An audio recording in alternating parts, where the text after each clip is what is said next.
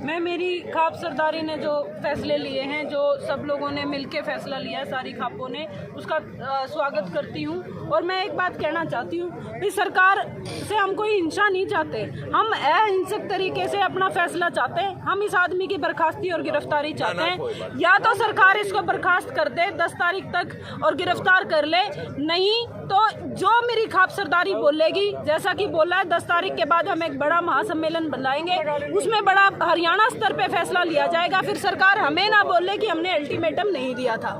तो एसआईटी की जांच थी वो क्लियर है, उसमें उनको क्लीन चिट मिल चुकी है। एसआईटी की जो जांच थी, हरियाणा एसआईटी की जो जांच थी, उसमें 0 रिपोर्ट दी गई है। और अभी जो चंडीगढ़ पुलिस का फैसला आना बाकी है, हमें जो थोड़ा बहुत भरोसा है, हमें सिर्फ थोड़ा बहुत, जो भी हम भरोसा कर रहे हैं चंडीगढ़ पुलिस पे कर रहे हैं। हरियाणा सरकार की तो जो एसआईटी थी वो पहले ही संदीप सिंह एसआईटी थी, वो एसआईटी बनी ही नहीं थी महिला कोच के लिए, वो बनी ही संदीप सिंह को बचाने के लिए थी। वो बचाओ संदीप सिंह कमेटी थी, तो हमें उससे कोई उम्मीद नहीं थी, ना है और ना हमने बोला था ये एसआईटी बनाने का। हमने पहले भी विरोध किया था एसआईटी का और आज भी हम इस एसआईटी का विरोध करते हैं। हमें चंडीगढ़ पुलिस पे जो एफआईआर दर्ज है, हम वहां पे हमारा न्याय चाहते हैं। तो अब के मामले में जो शिकायत दी आपने, कुछ तरह दोबारा मिलेंगे पुलिस से एफआईआर दर्ज नहीं हुई अभी तक 1 महीने से ऊपर हो चुका है। 29 जनवरी को मैंने एफआईआर दी थी। आज आप देखिए हम किस दिन पे खड़े हैं, आज तक मेरी एफआईआर रजिस्टर नहीं हुई है। मैं सरकार से हाथ जोड़ना चाहती हूँ कि भाई मेरी एफआईआर तो रजिस्टर कर लो, और हाथ नहीं जुड़वाना चाहते तो हम तैयार हैं कोर्ट में जाने। फिर हम अपने कोर्ट की तरफ से हम अपनी एफआईआर की लड़ाई लड़ेंगे, क्योंकि जब एफआईआर तक भी लड़ाई लड़नी पड़ जाए तो न्याय के लिए कितनी लड़ाई लड़नी पड़ेगी आप लोग सोच सकते हो। अब तक आपको कितना समर्थन और किस किस से इतना समर्थन मिला आपको?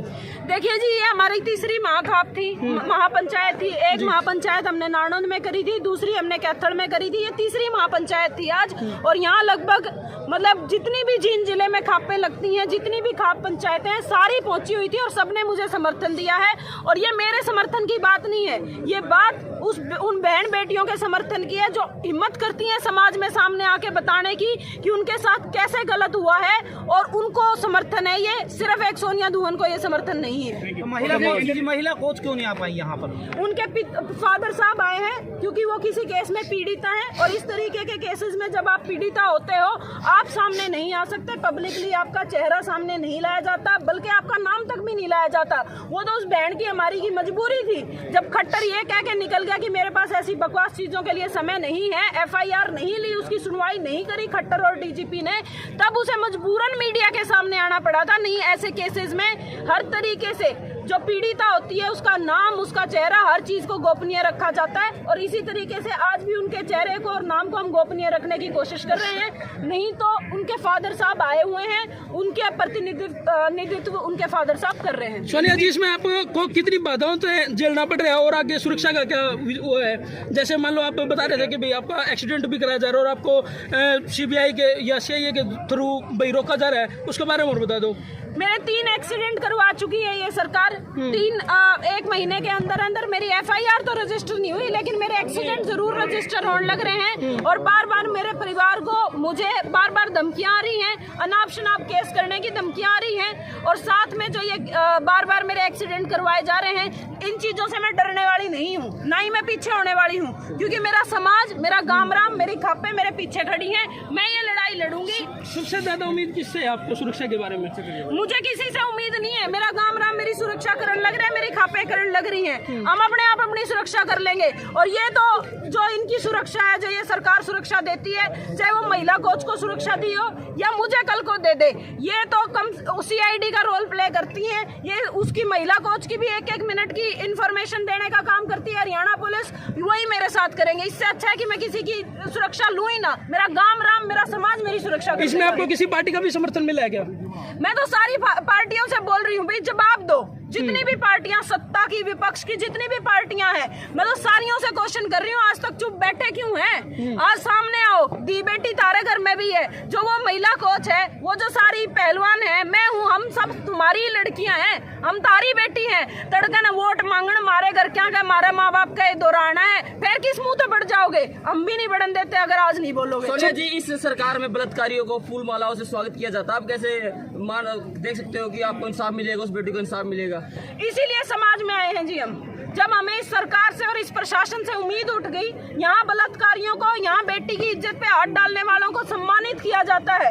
सम्मान ही बोलूंगी मैं, जब एक मंत्रालय लेके दूसरा मंत्रालय एक मंत्री को दे दिया जाता है तो ये उसका सम्मान कर रहा है। और जब प्रदेश का मुखिया बार बार ये बोलता है कि जो लड़की पीड़िता है, जिसने अपनी आप बीती मीडिया के सामने आके बताई है, वो अनगरल बातें करती है, तो उस सरकार और उस प्रशासन से हमें न्याय की कोई उम्मीद नहीं है। हमारा न्याय हमारी खापें और हमारा समाज करेगा। 26 जनवरी के कांड के बाद आपको कितना डर लग रहा है? मैंने नहीं लग रहा है भाई कोई डर।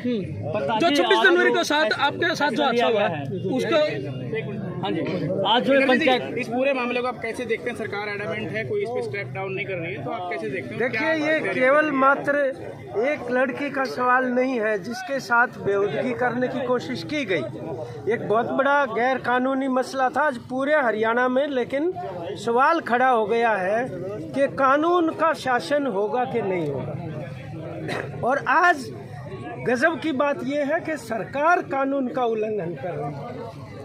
एक तरफ कह रहे हैं दूध का दूध पानी का पानी हो जाएगा, दूसरी तरफ एक गैर कानूनी SIT गठित कर रहे हैं, जो पीड़िता के कहने से नहीं कर रहे, उसके खिलाफ कर रहे हैं। उसके दो ही कारण थे, एक तो लड़की के चरित्र हनन करना और दूसरा चंडीगढ़ पुलिस की कार्रवाई को प्रभावित करना। इसलिए वो गैर कानूनी थी SIT, उन्होंने नाम भी तुरंत बदल के फैक्ट फाइंडिंग टीम कर दिया उसका, तो उसके कोई मायने नहीं, वो अर्थहीन थी मतलब। लेकिन मुख्यमंत्री जब ये कह सकते हैं कि अनर्गल बयान किसी लड़की के देने से कोई दोषी नहीं हो जाता, अरे अभी तो आप कह रहे कि जांच हो रही है और आप मुखिया हैं, आपने शपथ ली है कानून के, संविधान के अनुसार इस प्रदेश को चलाने की, और आप खुद जो है उसके विरुद्ध काम कर रहे हैं, तो ये पूरे हरियाणा की जनता का एक मसला बन गया। हम तो किसान संगठन आज समर्थन देने पहले भी इस मसले के ऊपर हम सक्रियता से दे रहे हैं, लेकिन हम हरियाणा की इन तमाम महिलाओं को सलाम करते हैं। अरे आप एक बात बताइए सोचने की, वो मतलब कह रही है कि आप तिरंगा नहीं फहरा सकते और उसके गले में डाल के और राष्ट्रगान चला रहे हैं उसको घसीटते हुए। ये राष्ट्रगान के अपमान का मामला नहीं बनता क्या? वो भी मुकदमा उसके ऊपर बनता है। वास्तव में सलाम हम इसलिए करते हैं कि इन्होंने हर जगह चुनौती दी है। 8 मार्च को करनाल चुनौती दी कि मुख्यमंत्री को 8 मार्च महिला दिवस पर बोलने का कोई अधिकार नहीं है, और वहां पर भी पुरुष पुलिस कर्मियों ने महिलाओं के साथ धक्का मुक्की की और यहाँ भी की जींद के अंदर। ये बहुत बड़ा सवाल है।